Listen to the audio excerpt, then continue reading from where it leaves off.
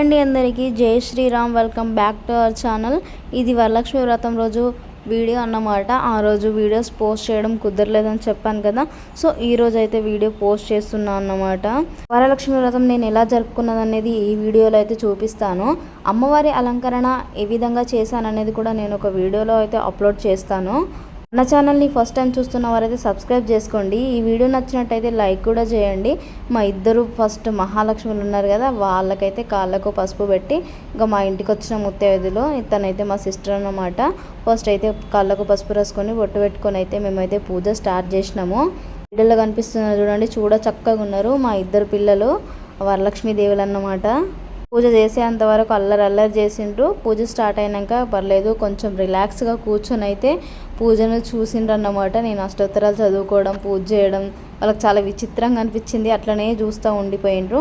సరే మరి పూజ ప్రారంభిద్దాము, ఎట్లా చేసినామో చెప్తాను. ఫస్ట్ అయితే దేవుడి దగ్గర అయితే దీపారాధన చేసుకున్నాను. అంతకు ముందే అమ్మవారిని అయితే అలంకరించాను. ఎర్లీ మార్నింగే లేచేసి ఫాస్ట్గా అలంకరించేసాను. అయినా చాలా బాగా వచ్చింది. అండ్ వెనకాల తీసుకున్న బ్యాక్అవుట్ డీటెయిల్స్ కూడా చాలామంది అడుగుతున్నారు. ఆల్రెడీ మన ఛానల్లో ఫుల్ వీడియో ఉంది, ఇంట్రెస్ట్ ఉన్న వాళ్ళైతే వెళ్ళి చెక్ చేయండి. నేను అది మీషోలో తీసుకున్నాను అన్నమాట. డీటెయిల్స్ లింక్ డిస్క్రిప్షన్లో ఇస్తాను, ఇంట్రెస్ట్ ఉన్న వాళ్ళు వెళ్ళి చూడొచ్చు.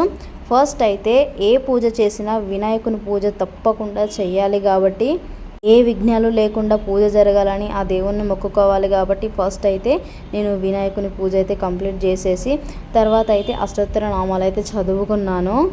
ఫస్ట్ టైం నేను పూజ చేసుకోవడం, ఇంత బాగా చేసుకుంటానని నేను అస్సలు అనుకోలేదు. చాలా పీస్ఫుల్గా చేసుకున్నాను పూజ కూడా, ఎలాంటి ఇది లేకుండా చాలా బాగా జరిగింది.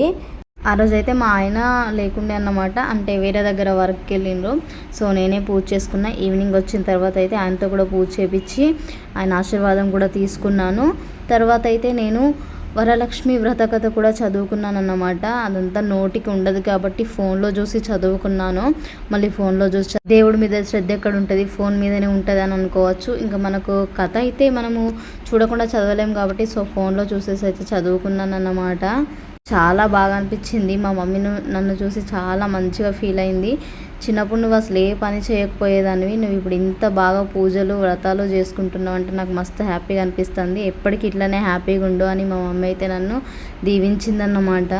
ప్రతిసారి వరలక్ష్మి వ్రతం అనేది శ్రావణ మాసంలో 2వ శుక్రవారం వస్తుంది. బట్ ఈ ఇయర్ మాత్రం శ్రావణ శుక్రవారంలో 3వ వారం వచ్చిందన్నమాట. ఈరోజు అయితే ఏంటి అమ్మవారికి పూజ చేసుకోవడానికి. సో ఫైనల్గా కథ అయితే చదివేసి అమ్మవారికి నేను చేసుకున్న ప్రసాదాలను అయితే చూపించాను. నేనైతే ప్రసాదాలు అమ్మవారికి పులిహోర, సిర, పరమాన్నం అయితే వండానన్నమాట. అండ్ 2 రకాల ఫ్రూట్స్, బనానా అండ్ యాపిల్స్ అయితే నైవేద్యంగా పెట్టాను.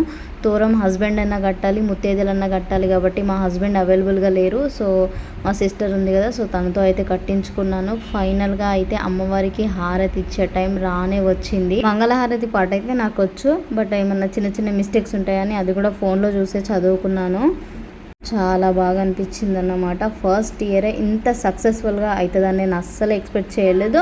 కలశం, అమ్మవారి రూపు, అమ్మవారికి వాయనం అంతా చాలా సక్సెస్ఫుల్గా అయితే జరిగింది. I'm so happy.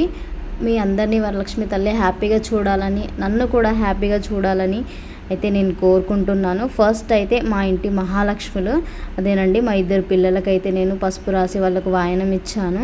ఇంకా పెద్ద పాప డ్రెస్ అయితే చేంజ్ చేసుకుంది, తన హెల్త్ బాగాలేదని చెప్పాను కదా.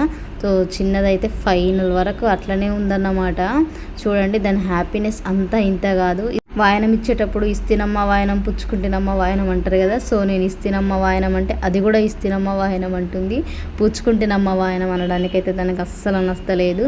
వాయనం తీసుకుంటున్నది ఎవరు అని అడిగితే నివేదిత అన్నదన్నమాట. ఇంకా చిన్నపిల్లలకు తెలియదు కదా, చాలా బాగా అనిపించింది. అయినా కూడా దాని బుడ్డ మాటలు ఎంత క్యూట్గా మాట్లాడిందో అసలు. నెక్స్ట్ అయితే పెద్ద పాపకు కూడా ఇచ్చేసాను అన్నమాట వాయనము. ఫస్ట్ చిన్న పిల్లలకు, కన్న పిల్లలకు ఇచ్చుకుంటే చాలా మంచిదంట. తర్వాత పెళ్ళైన ముత్తైదులకు కూడా ఇవ్వాలట. ఇక తినైతే మా సిస్టర్ అన్నమాట.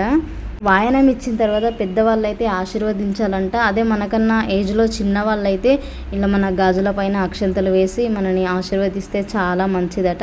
చూడండి ఫైనల్ లుక్ అయితే ఇట్లుంది, చాలా పీస్ఫుల్గా ఉంది. అమ్మవారు అయితే చాలా బాగుంది, అందరికీ నచ్చింది. ఈవినింగ్ మా ఆయన వచ్చిన తర్వాత ఫ్రెష్ అప్ అయి మళ్ళీ పూజ చేసుకున్నాం. వీడియో నచ్చితే లైక్ చేసి మన ఛానల్ని సబ్స్క్రైబ్ చేసుకోండి. బాయ్.